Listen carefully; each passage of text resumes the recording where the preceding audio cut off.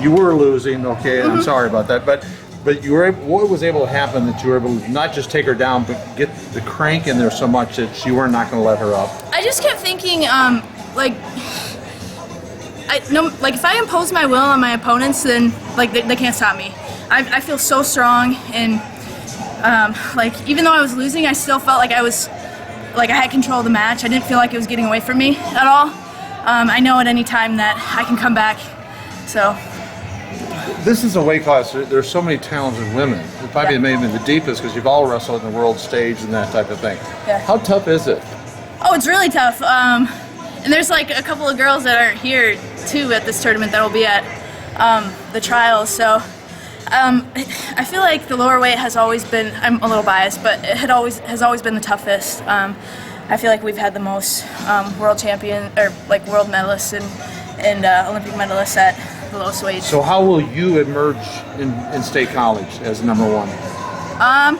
Just keep doing what I'm doing, believing in myself, believing in my attacks, and not letting anybody talk me out of anything. Have they been doing that? Have been people trying to talk you out of stuff? Well, it kind of seemed like that in that match a little bit when she kind of had a bigger lead, but I just felt, I really did feel in control. So we're going to write Alyssa Lampe, national champ again, and you've been away for 3 years. Tell us a little bit about what's going on and why you're back, and why it's important for you to come and make this Olympic run.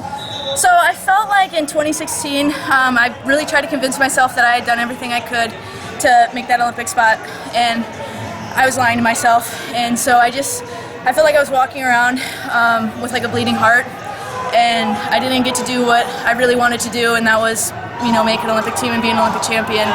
And it wasn't because I just wasn't good enough, it was because I didn't do everything I needed or could do to get that spot. And I felt like I needed to redeem myself a little bit, and then an opportunity presented itself, and I took advantage of it. So what heals a bleeding heart? Just becoming at peace with it, giving myself a second chance when, instead of just walking around and convincing myself that I had done everything right and that I was okay with stepping away from it when I really wasn't. So when did you decide that you were coming back, and what's your training situation been like since?